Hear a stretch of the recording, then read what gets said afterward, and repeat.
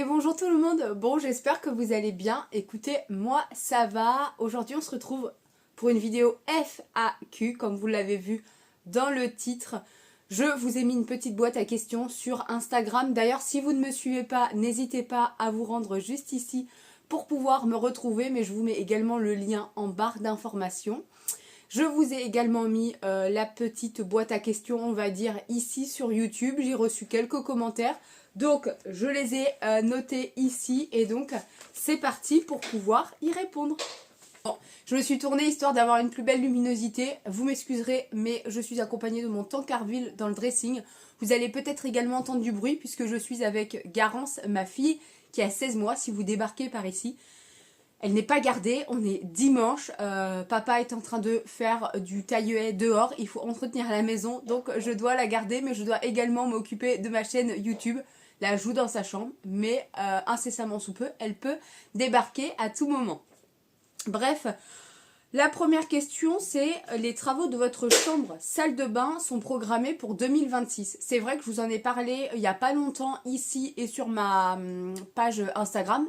On a fait quelques travaux en 2024, en 2025 et là, en tout début 2026, on vient de refaire notre cour. En fait, quand on a acheté la maison, il y avait du petit gravier beige. On en a fait remettre parce qu'au fur et à mesure de rentrer, enfin les allées venues avec les voitures, le temps, le climat, etc. C'était devenu un peu n'importe quoi. On en a fait remettre nous-mêmes il y a, je crois, 5-6 ans peut-être. Ça va faire 11 ans qu'on est ici au mois de juin. Et on n'avait pas commandé ce qu'il fallait. Du coup, ça a fait n'importe quoi. Tu vas jouer dans ta chambre, chérie ? Oui. Ça a fait n'importe quoi. Et là, c'était rendu de la gadoue. Enfin, de la gadoue, j'exagère, mais franchement, en plus, on avait mis du gravier blanc. Ça faisait des traces partout, c'était infernal. On avait des grosses flaques d'eau. Donc, il y a à peu près 3 semaines, Pierre et un de mes frères, ils ont décaissé pour enlever tout le gravier, le sable, etc. Et la semaine dernière, samedi dernier, on est allé acheter du gravier avec une benne tracteur, etc. Et du coup, ils l'ont étalé, ils ont passé un coup de cylindre. J'essaierai de vous mettre des photos ou une petite vidéo. Mais en tout cas, le rendu est spectaculaire. On est trop contents. On a encore des travaux extérieurs à faire. Garance, va jouer dans ta chambre s'il te plaît, chérie. Ou alors tu fais pas de bruit. On a encore des travaux extérieurs à faire. Notamment, on voudrait péter le carrelage qu'il y a à l'entrée de la maison. Il est gris et il est cassé, fissuré à plusieurs endroits. Et donc on voudrait éventuellement tout enlever, soit en remettre, soit laisser une dalle de béton. J'ai remis Garance dans sa chambre, mais je l'entends arriver. Bref, donc on voudrait faire ça. Et cette année, je pense qu'on va surtout s'attaquer à la salle de bain. Franchement, elle est dans un état pas pitoyable, mais bref, ça commence vraiment à urger de la refaire. On a eu une fuite d'eau il n'y a pas longtemps. Il y a peut-être un mois, je dirais, un mois et demi, même pas. Bref, ça a fait de beaux dégâts, entre guillemets. Donc là, il est vraiment urgent de la refaire. Sauf qu'il faut qu'on le fasse entre les semis, les moissons. Parce que pour ceux qui arrivent ici, Pierre, avec qui je suis en couple depuis quasiment 15 ans, est agriculteur et a son compte. Et donc voilà, on doit jongler avec son travail, son planning. Et ça, c'est pas toujours évident. Ensuite, on me demande, arrives-tu à avoir un peu d'argent avec YouTube ? Effectivement, toutes mes vidéos sont monétisées par le biais de publicités que vous voyez vous-même sur YouTube. Autant vous dire qu'à raison de 2 vidéos par semaine, généralement le mercredi et le dimanche,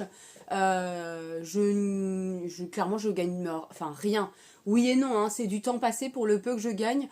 Je vous mettrai une petite capture d'écran si vous voulez, mais pour le mois de février 2026, j'ai gagné, je crois, 74 €. Donc je fais pas du tout YouTube pour gagner quelque chose, parce que sinon, autant vous dire que le temps passé à filmer, monter, préparer les miniatures, répondre à tous vos commentaires, parce que limite je n'en laisse jamais un passer.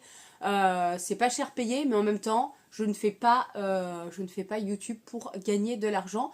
Mais effectivement, je gagne bien un petit peu d'argent avec YouTube.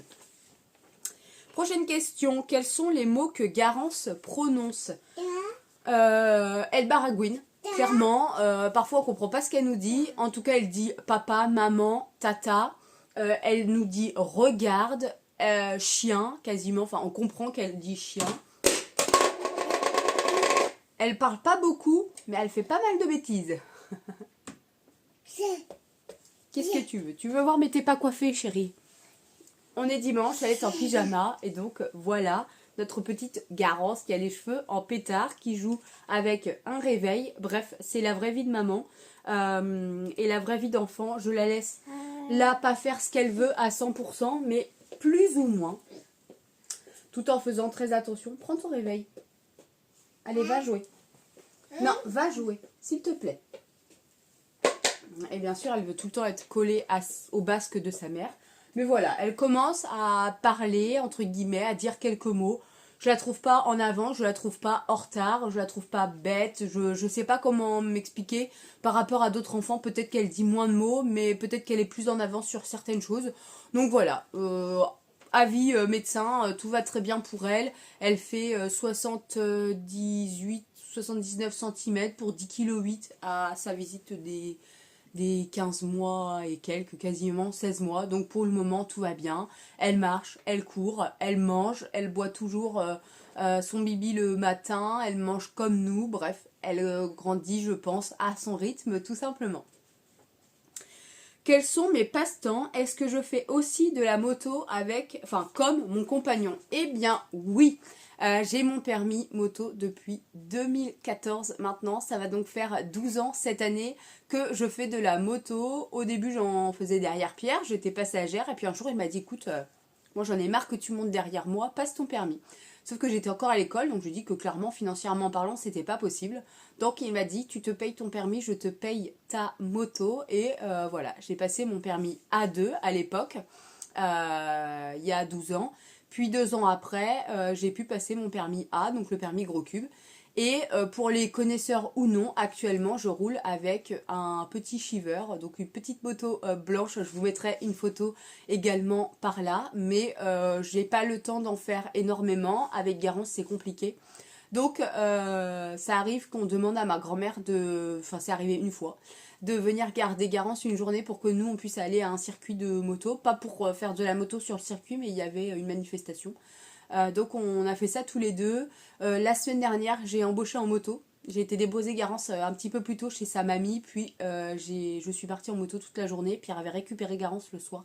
Donc, voilà, j'arrive à en faire de temps en temps. Là, j'en avais pas fait depuis fin septembre. J'en ai fait là. Donc c'est cool. Sur mes autres passe-temps, mine de rien, je m'occupe beaucoup de ma fille. J'ai une grande maison, enfin grande maison, tout est relatif, mais j'ai quand même une grande maison à gérer. Hein. J'ai 120 mètres carrés à entretenir. Donc mes passe-temps se résument là. À mon travail également, j'ai une grosse pause entre midi et 2 de midi à 14h30, pardon.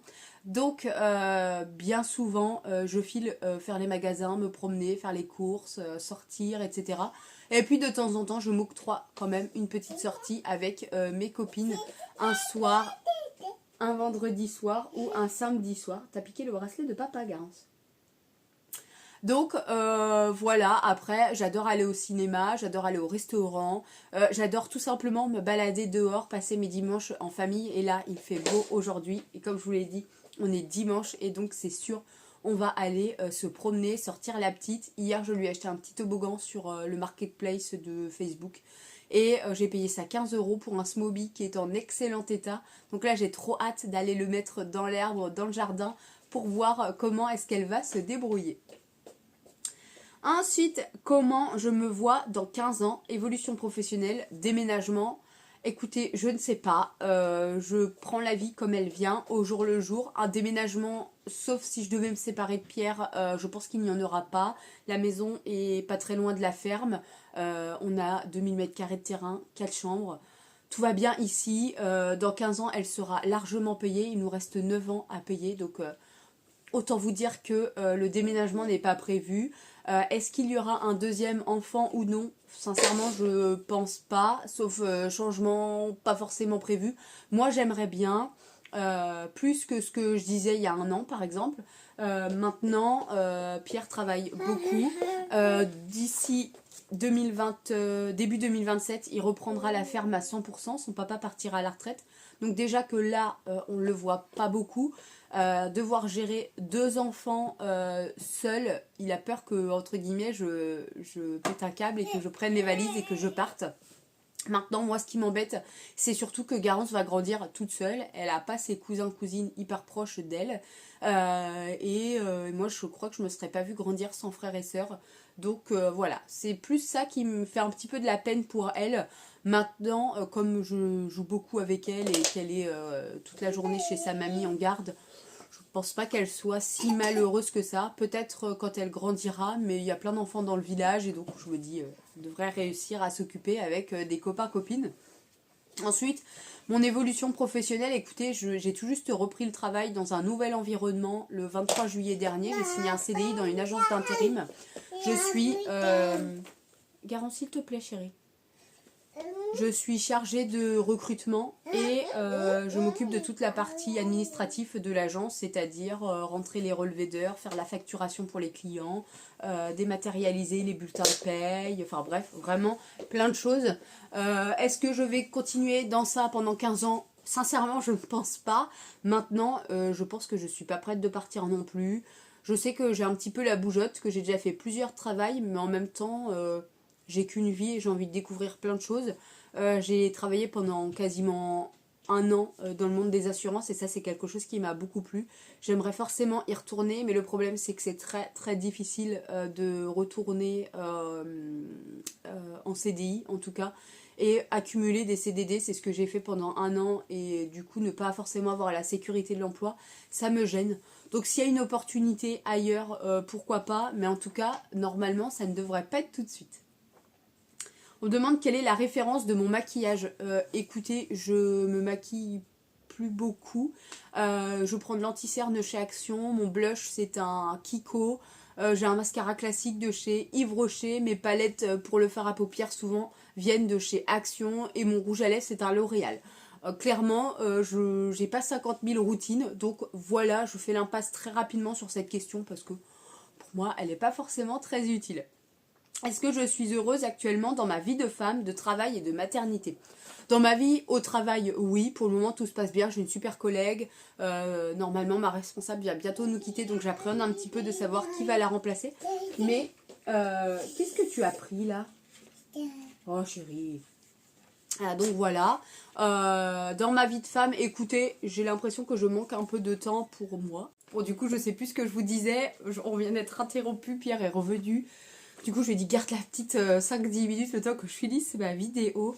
Je crois qu'on parlait de ma vie de femme et je vous disais que j'ai l'impression que je manque un peu de temps pour moi, personnellement. Parfois, j'aimerais bien, je sais pas, ne serait-ce avoir une journée et ne rien faire. Mais en même temps, si je prends une journée, je vais me dire que j'ai 6 à faire. Donc, c'est pas forcément évident. J'aimerais bien pouvoir voir mes amis un petit peu plus. Parfois, ne pas avoir Garance avec moi. Mais voilà, c'est ma nouvelle vie de maman et je pense que j'ai pas trop le choix, mais je suis quand même tellement heureuse. J'ai attendu 7 ans d'avoir tout ça, donc je savoure à chacun des moments avec ma fille. En plus, elle est plutôt très facile à vivre, donc voilà. Ensuite, souhaitons-nous avoir d'autres enfants? J'ai répondu tout à l'heure à cette question. En fait, c'est pas un non catégorique, c'est juste que pour le moment, c'est plus non que oui, mais on sait pas trop. Et la dernière question, une question plutôt assez pertinente qu'on m'a dit. Pour toi, si tu n'avais jamais maigri, Garance ne serait jamais arrivée. Pourquoi? Donc, il faut savoir que je me suis fait opérer d'une sleeve il y a un peu plus de 3 ans maintenant, que j'ai perdu 60 kilos. Je me suis fait opérer, je faisais 117 kilos, mais j'ai pesé jusqu'à 125 au début de mon parcours. Et j'avais les ovaires polykystés. Et donc, on était suivi en parcours PMA. Et notre gynécologue m'avait clairement dit que j'avais donc le SOPK. Pierre avait un petit peu des petits problèmes, mais rien non plus d'exceptionnel. Et que sans une FIV XI, ça ne fonctionnerait pas. Sauf que pour avoir cette FIV, il fallait que je fasse moins de 90 kilos dans mon centre. Donc j'ai tout d'abord tenté un premier régime hyper drastique, où j'ai perdu 13 ou 15 kilos. Sauf que je faisais 93 kilos lors de ce rendez-vous et elle m'avait dit c'est 90 kilos ou rien. Et donc j'ai totalement baissé les bras, j'ai repris le poids que j'avais perdu, j'en ai repris encore plus.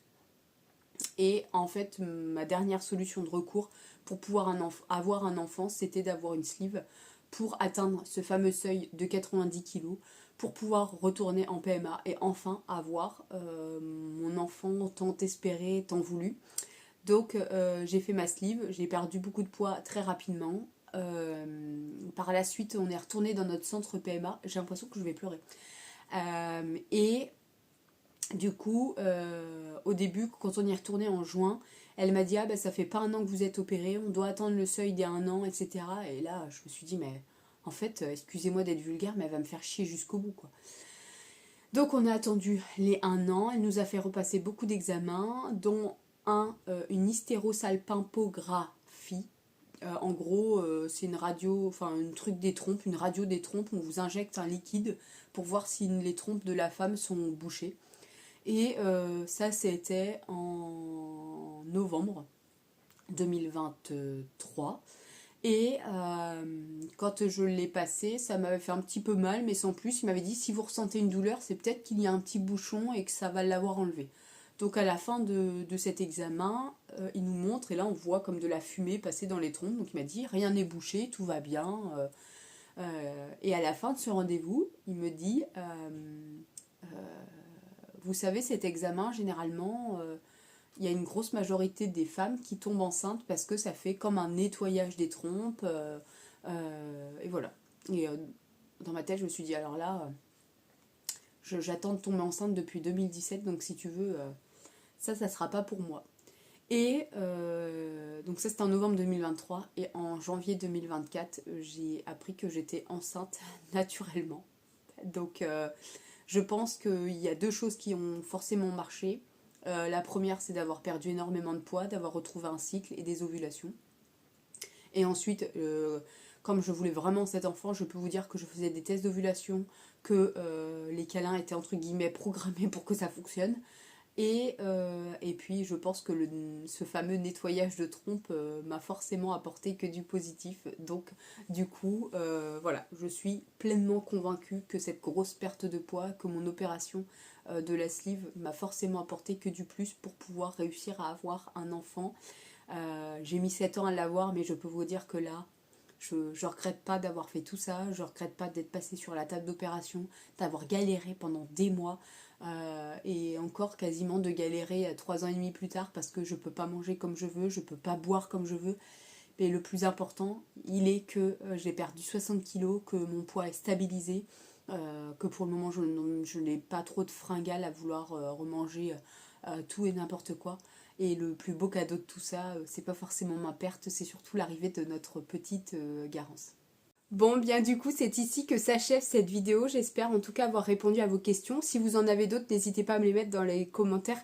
Je pourrai y répondre directement sous vos commentaires. Moi, je vous laisse ici. Je vais aller profiter avec du coup ma famille. Je vous fais plein de gros bisous et je vous dis à très vite pour une prochaine vidéo sur ma chaîne. Comme d'habitude, n'oubliez pas, prenez bien soin de vous.